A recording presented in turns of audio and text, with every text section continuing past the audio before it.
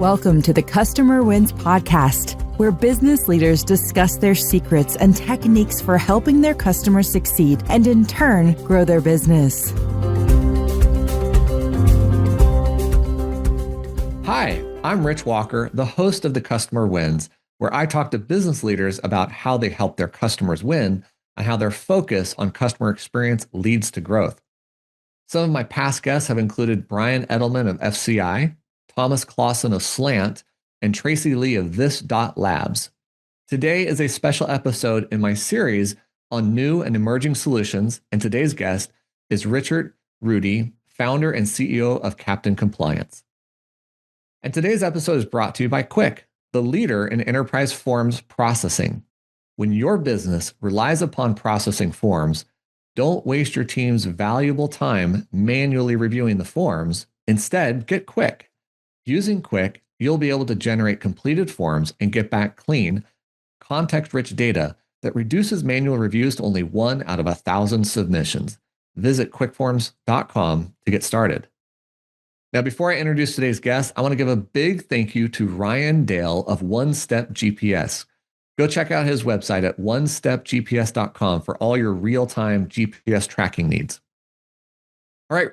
Richart Ruddie is the founder of Captain Compliance, a rapidly growing data privacy software company. He has previously had multiple successful exits between software and digital marketing businesses and was featured in Entrepreneur Magazine, Forbes, Wall Street Journal, and many more. Rich, welcome to the Customer Wins. Hey, thanks for having me. And no SNL monologue to kick off. Oh man, no jokes. Okay, fine. We'll get to the jokes later. All right. For those who haven't heard my podcast before, I love to talk to business leaders about what they're doing to help their customers win, how they build and deliver a great customer experience, and the challenges to growing their own company. So, Rich, I want to understand your business a lot better. How does your company help people? Yeah, absolutely. So what we do is we're data privacy and compliance software. So there are tons of regulations and laws that have been out all around privacy law and compliance and wiretapping. And what's happening now is there's huge surges in litigation for companies and business owners that are not complying.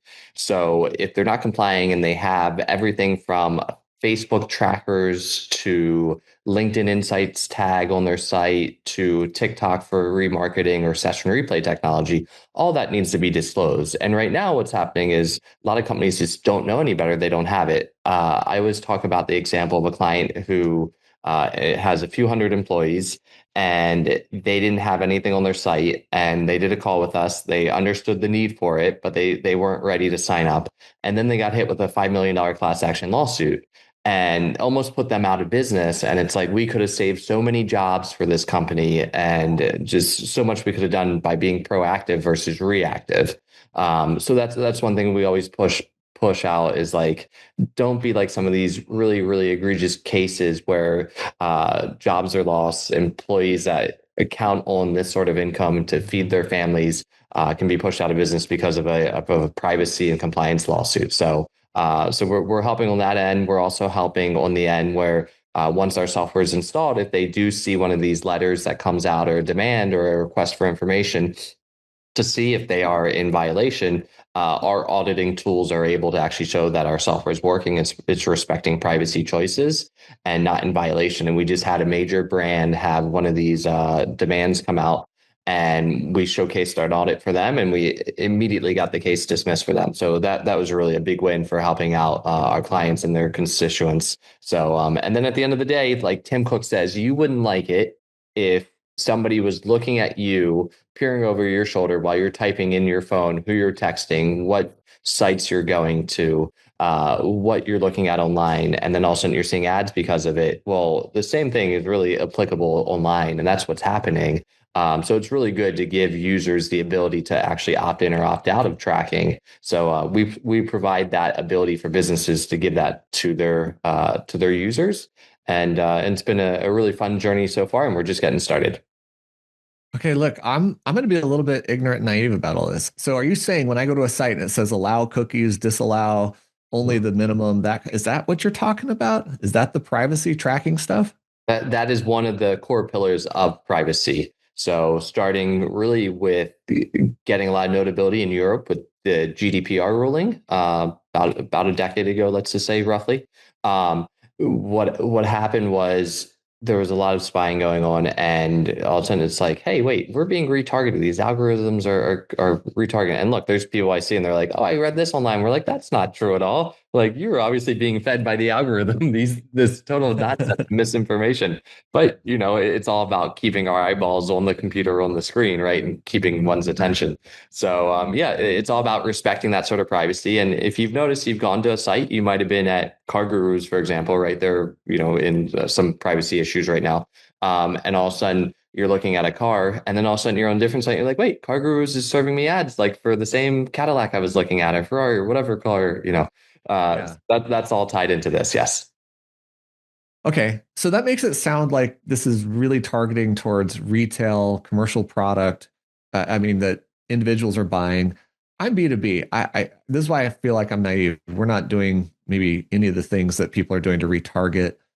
We're not that sophisticated, possibly, Rich. But how does this affect B2B companies and software companies? Just because Yeah. that's where I'm coming from. Yeah, and they have to comply too. H&M is just one example of paid a multi-million euro fine because they weren't processing their ex-employees' data properly. So, for example, you may have an employee or ex-employee, and once they leave, you have their social security information, right? You have their bank account, you have their home address. You have a lot of really sensitive information. They can come to you and say, "Hey, I'm not here. Can you delete this?" Because if you got breached, all of a sudden that data becomes public, all of a sudden their identity can be stolen. There's all sorts of cascading effects that can come about. So businesses actually have to comply as well. And there's different laws in different states. So Texas has a law, Florida, where I am, has a law. New Jersey recently came out with a law. Right now, there's 20 states with laws that kind of say, here's what you can and can't do with individuals' data. Even if they're an employee, they still have data subject rights. So businesses still have to comply with it. And even as a B2B sort of business, if you have trackers on your website, which we could go and do a live scan now, you should have some sort of consent mechanism and disclosure just to make sure that you're protecting visitors to your site. Because just because you're dealing with businesses, there's still individuals still going to your website and potentially being retargeted with ads and so forth. Yeah. Okay. So does your software then plug into my website? Is it external and scan my systems? How do you actually enforce or know that I'm being compliant other than I said so in my privacy policy? Yeah, definitely. And you'd be shocked how many people say things in their privacy policy that are not true. That is something that I've really come to learn in the building of this business. So there's so many people who have things that are just misinformation, either because it was just copy and pasted from a different website and the webmaster just didn't even take care. And that happens all the time. They say, "Oh, we just copied it." And I'm like, "Well, did you actually look into any of this? Is any of this true? Like, who's going to be responsible if your client gets in trouble?" And then the web marketing agency kind of looks around and says, okay, maybe it makes sense to pay for your software and not be liable for this. And we're like, yeah, definitely. So it's definitely good to have correct information in your privacy policy, but we tie in through a tag manager. If you're familiar with Google Tag Manager, any of those sort of tools, and we tie in with the website. And once we're tied into the website, then we're able to pop up the consent mechanism. And then once somebody either opts in or opts out, it then takes action based on that. And what we find is actually about 80% of sites that we review that have some sort of consent mechanism is not configured correctly. And obviously it creates a great opportunity for us to say, hey, like you have one, but it's not actually working. And that's what's called a dark or deceptive pattern, which is a whole nother issue. And the FTC, especially in Texas, has been going after companies and attorney generals. So in the state of Texas, attorney general and the state of New York, attorney general has been really aggressive coming after companies that are improperly configured. And then the FTC is starting to take notice and come after companies. And one mental health company also ran some issues and they ended up filing bankruptcy as well just after a class action was filed. So there's so many headwinds every which way. Even if you do stand it up, it's got to be stood up correctly. Man, so we talk a lot about cyber and the risk of cyber attacks and things like that. You're talking about just simply telling people their data is private, but it's not being private, or having an obligation to keep it private and not doing it.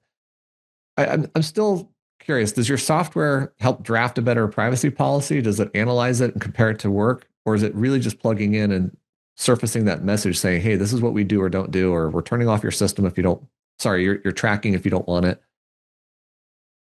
Yeah, great question. So it's actually built with the help of the senior privacy attorneys, AM Law 200 law firm attorneys have gone through, and we built out a whole questionnaire, and it's a decision tree that goes many ways in which it's determinant based upon what choices are filled out.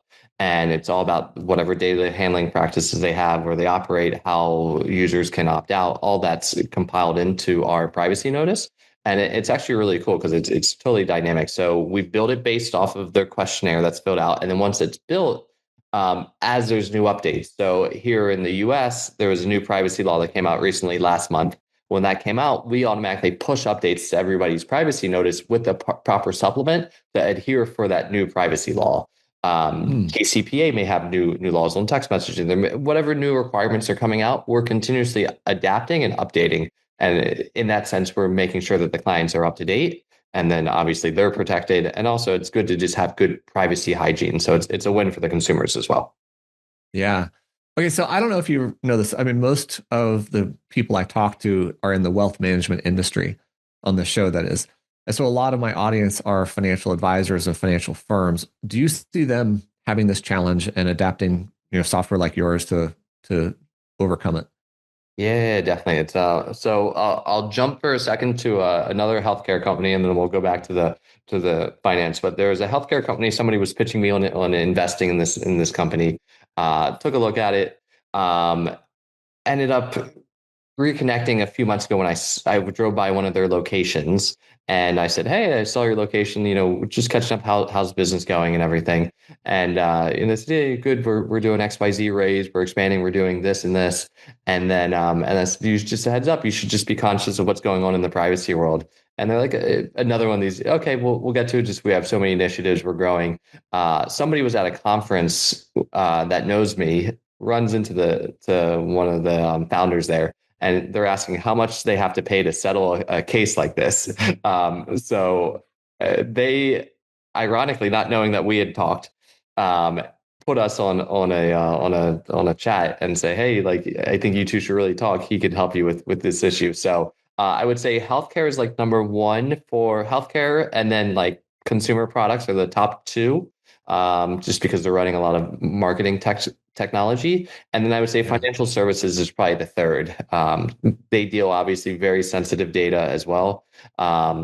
They, unless it's like a banker or some of these other ones, they're not necessarily dealing with a wealth manager, like a smaller one isn't dealing with hundreds of thousands of data points from different states. So they're not as much at risk of that. But if there's a data breach, which is very common, then all of a sudden that triggers all these other issues. And then in the state of California, if there's exfiltration of data or a data breach, then individuals can then go ahead and sue. So it's good to have both good privacy notices, and the more you disclose and things like that, when the regulators come and look and saying, oh, you buttoned everything up, this was this really unfortunate threat actor that came in, it also helps with lowering the sort of threshold of what they're going to potentially fine you with, or what sort of remediation would be needed. And also with our software, you can opt out. So the data subject request software that we built also makes it, because a lot of times you're fined on the number of records breached. If somebody's opting out and they're not in your database anymore, that's one less, few $1,000s you got to pay.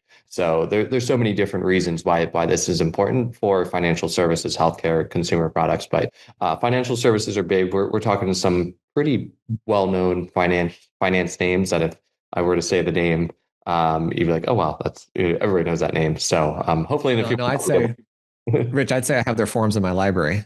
Yeah. We have all the forms. No, look, I think in our industry, we tend to focus on how do we secure the data? How do we not have the breach? I'm not saying we don't look at the privacy, because everybody does too, but maybe it's just me. I was so scared when Massachusetts came out and said, now any breach, it's like $1,000 fine per record breached. Bingo. Yep. That's the kind of money that would put me out of business overnight if we had that data in our system, right? So at Quick, the first thing we do is try not to have your data. And then to the extent we do so much to secure it, because I got to sleep at night.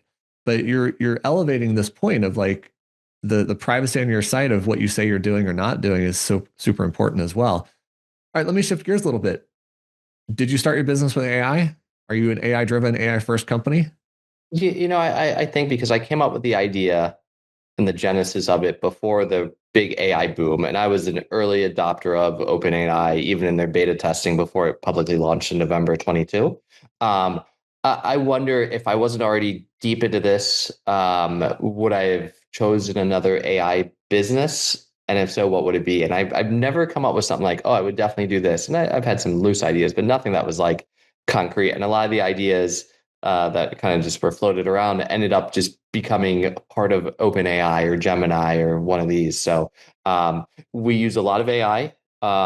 That's fueled our growth in a bootstrap sense, but we're not an AI company. We're really just we're not. So investors that we talk to would love more AI focus, but we're just using AI to accelerate and build a lot faster. But we're not an AI company at the end of the day. So your product doesn't have AI driving the product features or capabilities. You're just using it in-house to try to build product faster or do communications, et cetera. Is that what I'm understanding? Yeah, exactly. So, and there's an AI governance component we've done while we were building the product. There was a Fortune 1000 client that came to us for some AI governance work, kind of, got us our foot in the door, which actually we're talking to them now about doing more privacy software for them. But we use Cursor and a lot of these tools all the time. And there's some like AI component to it, but we're still human focused. There'll be some customer service and CSM stuff that will be AI driven, but one of our really big things, and I know we've talked about this, hence how we ended up on the podcast, is like I always believe going way above and beyond for the client. And if we can do that, and we can really show the client that we care about them, we care about their success, that we will win in the long run. And we're almost like the Ayn Rand's fountainhead, right? We're just slowly taking little micro steps and improving, but in the long run, we're going to win. I plan to be the captain. The captain's going to be the champion across the board, but and that's just coming from little small micro improvements and little wins every single day, and it's adding up day by day. And there was a client in my old business.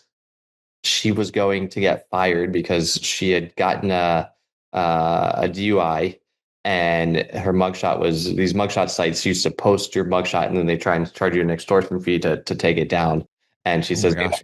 my boss is gonna, freak out about this, happened. Younger, recently college grad, we all make mistakes. And she called at 3 a.m. and I answered. And by the time she woke up and got to the office, 9 a.m. the next day, I'd already fixed her issue online and saved her job. And I always use that case in point, that going above and beyond. And it's like there's no other company or person she could have contacted in the whole world that would have gone ahead and made sure that this was fixed before she got to work the next day. So I try to bring that ethos into our culture here. And it means a lot. And, it is definitely a work hard sort of society and culture that we built. And people are answering on the weekends when everybody else. And there was a client actually working on an integration, and the CMS partner had no customer support over the weekend, but we were there for them. And, that really stands out. So those are things I No, really. I love that stuff. I mean, first of all, I love that your answer is not, hey, we have to put AI into everything. It's be human first, right? And it's because so many companies just said, I'm AI, I am AI, because it was the marketing term, et cetera. And I'm one of these companies saying we are an AI first company, meaning everything we do, we think, how can AI improve what we're doing? How can we go faster, better, higher quality, et cetera? But the human part's really the connection here with the customer success and the customer experience, and in my view. And I feel the same way you do about go above and beyond. We were just debating today, like, where do we draw the line between what we can and cannot do and what we should and should not do with a customer? How do you guys define it when a customer is asking you to do things that are just not your fault, not part of your system, but has some kind of connection to your system and they think you can help them? How do you draw that line? Yeah. Did you ever read the book Delivering Happiness, the Tony Hsieh book from Yeah. Zappos? Yeah. Long time So ago, but yeah. yeah, I haven't read, but that for some reason that just popped in my head, right? Where they really had that customer obsession too, hence why Amazon wanted to buy them. And I mean, look, we're not going to be ordering pizzas or for clients or staying on the phone with them for 8 hours because they need somebody to talk Oh, I to. know they would, right? It was all Yeah. psychology. Yeah. But within reason. I mean, look, if a client, like we've had clients ask, hey, we need help with XYZ attribution, this, and like there was things that were like super technical that we went out of our way just because we're still early stage to like help them and understand. It helps us learn, here's your tech people didn't set this up correct. And then we try to work with their people to give them.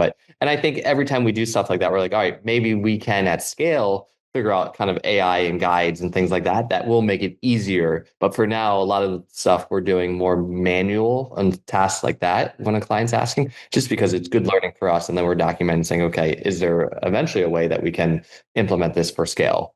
But there's not a set rule or guidance at this point, but within reason, if the client's asking for something, and to get those wins. I mean, we got a Fortune 1000 client because the other vendor we were up against took too long to get back to them and to get with them, and the back and forth, and we just got on right away and said, we're young, we're hungry. And they just 2 weeks ago said, okay, how's everything going? I said, we're growing, but we're still young and hungry. And I said, okay, we're gonna send you more work then. And I said, okay, good.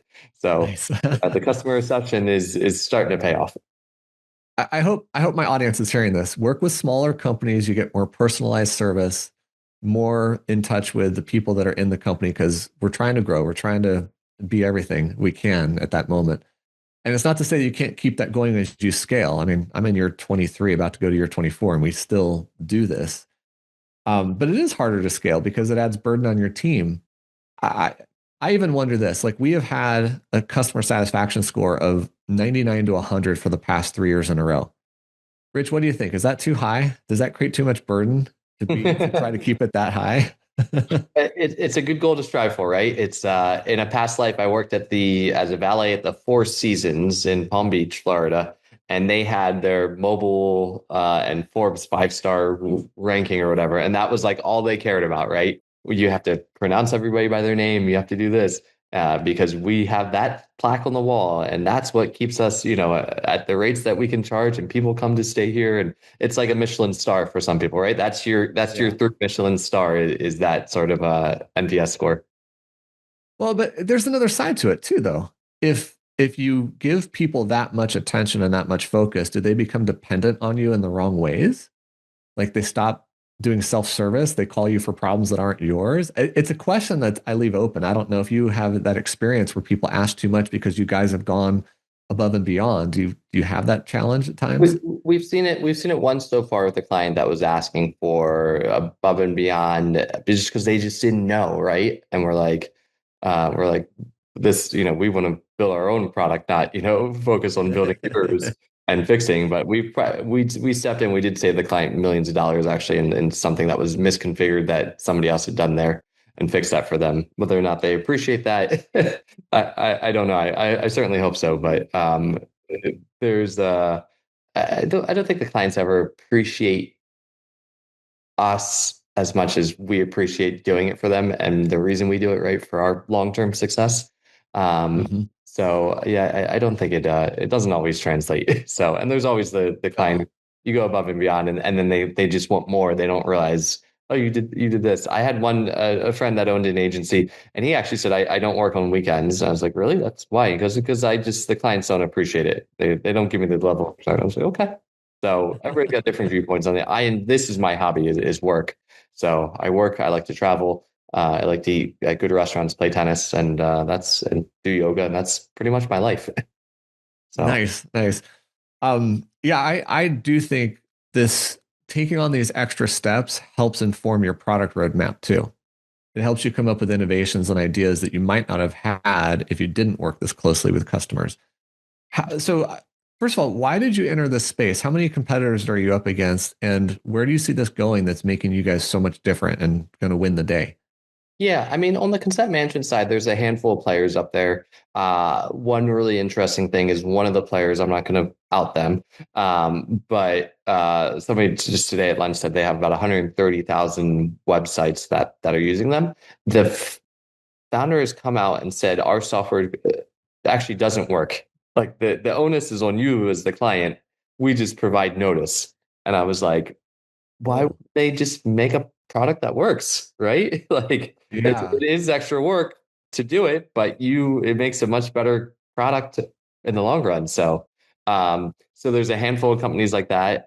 There's definitely competition. There's one player that was recently sold for 1.8 billion in our space. Another that just had a nice nine-figure exit.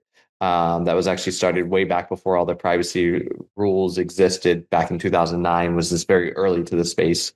And I'd like to say we're special because we play in the mid market, right? We can go down market and help the smaller guys, and we can go up market and help the biggest sort of enterprises as well. And we have that flexibility to go both ways. But we're really efficient right now for the mid market who didn't have to deal with these sort of issues prior, that only have to deal with them now. So there's not too many others. There's a lot that are on like the lower tier of the market, that are just basic plugins, or the ones, like I said, that don't actually work.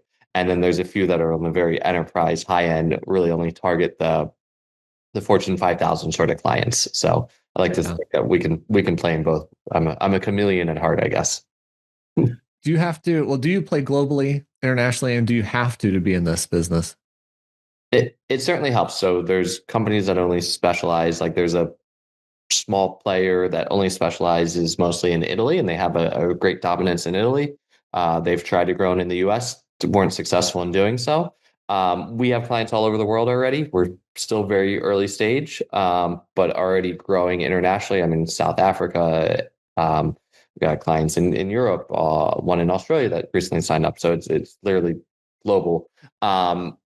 It definitely helps because there's a huge market here in the US, which we're tapping into, but there's also all the companies that are international or do business international, and then they have to deal with those laws.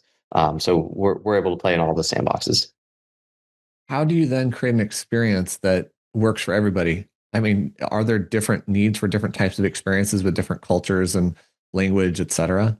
Yeah, so our software is actually adaptive based on the location, so it'll update both language and geo targets based on where the visitor is coming from. So privacy policy, for example, if you're in South Africa and you visit a client who does business in South Africa, you actually get a South Africa privacy specific notice. If you go, I always use the example, if you go to like Hilton.com and you look at their privacy policy, they literally have like 70 different links.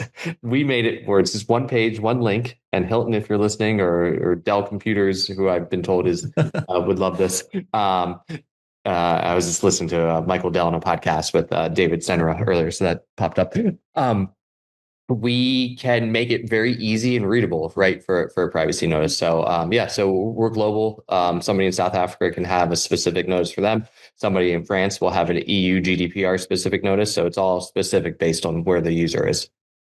Man, you guys must have a huge library of rules that you have to manage then and keep all this compliance information up to date. That's got to be hard. Yeah, definitely a lot, but that's part of the fun in the build. And when I first looked into the business, I was like, "Oh, this can't be that hard. It's not rocket science." Thought, "Oh, you build it in 3 months." Then, did a deeper dive into it. I was like, "Okay, this is actually very complex, much more than what meets the eye to really do this right." So, and that's why it took over a year of really initial building. But once we're out and we're continuously iterating, it's cool to see. And like it's kind of like the founder of Raising Cane's says, if somebody else is going to compete, like they don't know what they're getting into, right? They have to have the hustle, Yeah. the grit, the grind. Like I'm not worried about it, so it keeps me at bay from worrying. And even somebody who's a friend in the industry, I said, was coming out with something, and I said, "Hey, are you coming out with this? Like, good luck." Um, yeah. No, I hear the same thing with forms, man. People think, oh, forms are easy. I'm telling you, anybody can build one form. Can you build 43,000? That's a different story, Bingo. Yep. right? And the nuance of it, so I can only imagine. In fact, this is where I think AI would probably be the number one use case in your world is how do you bring all this information together and sort it and everything else. But I will bet not even that is a good use for AI because of hallucination, misinterpretation, and things like that. Have you guys played around with that? Yeah. So, and if you are hallucinating or the AI is hallucinating and it's incorrect information, guess what? There's AI governance laws of what you can. EU AI Act, different states are coming out with broad kind of AI acts that aren't necessarily, but automated decision making technology, right? If you program your AI, somebody who applies for a car loan, if they go ahead and they are automatically denied, but the AI got it wrong, you're at fault, right? And then all of a sudden you got discrimination, suits and things like Yeah. that. it can be problematic. There is a tool that we're going to be building, a compliance atlas that we'll have, and that'll be AI driven with news updates and what's happening and things like that. So right now we create a ton of valuable content for people to read. We're going to kind of organize that on both a state and country specific, and then different laws, and really help people through that kind of portal and setup. So that's the most AI probably product that we have coming out early next year, I would say. Yeah, dude, congratulations, man. This is awesome. We're getting at the ends here, so I got to get to my last question. But before I do that, what is the best way for people to find and connect with you? Yeah, definitely. Connect with me on LinkedIn. If you have show notes, we can drop the link in there. And then visit captaincompliance.com. If you have a website that you want a free audit and you want to check out and see what we can do to help, we would love to help any of your audience. Just go and let them know that you came from the podcast here, and we'll give you a free audit and take a look and see what we can do to help you. And then I'll personally respond as well if I see the emails come in. Nice. That's awesome. All right. This actually is one of my favorite questions to ask people. Who has had the biggest impact on your leadership style and how you approach your role today? Yeah, definitely. I love to read, but I would say definitely a big shout out to my mother, and things that she instilled in me even as a child and growing up, and telling things about I guess the dream of just what life can be, right? When you work hard and you dedicate yourself to something. I'm also in a handful of these business networking groups. YPO has been a really great network and organization that I've been in. Found my CTO and co-founder through there. Recently also joined the one that gave me this cool founder hat, Founders Club. So shout out to Aaron and Chris, the founders there. They've really done a great job of organizing a Slack community and network of founders that are driven and hungry and just want to support each other. So I think these support groups are great. They're great to network, great to bounce ideas off of. Hey, I'm looking at doing XYZ campaign. Who else has done this? And sometimes you're able to save a lot of money because you're not going down the road for something that's been bad, or you get recommendations for something that works really well. And you can say, okay, yeah, I've been looking at this. Who's a trusted source? Obviously, if they're in this network, they've had some level of success to get here. So I find that stuff to be really helpful. Yeah, no, that's had a huge impact on me.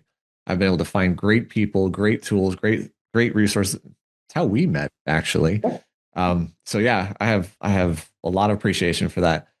All right, I got to wrap this up. So I want to give a big thank you to Richart Ruddie, founder of Captain Compliance, for being on this episode of The Customer Wins. Go check out Richart's website at captaincompliance.com. And don't forget to check out Quick at quickforms.com, where we make processing forms easier. I hope you enjoyed this discussion. We'll click the like button, share this with someone, and subscribe to our channels for future episodes of The Customer Wins. Rich, thanks so much for joining me today. Yeah, thank you. This was awesome. Thanks for listening to the Customer Wins podcast. We'll see you again next time, and be sure to click subscribe to get future episodes.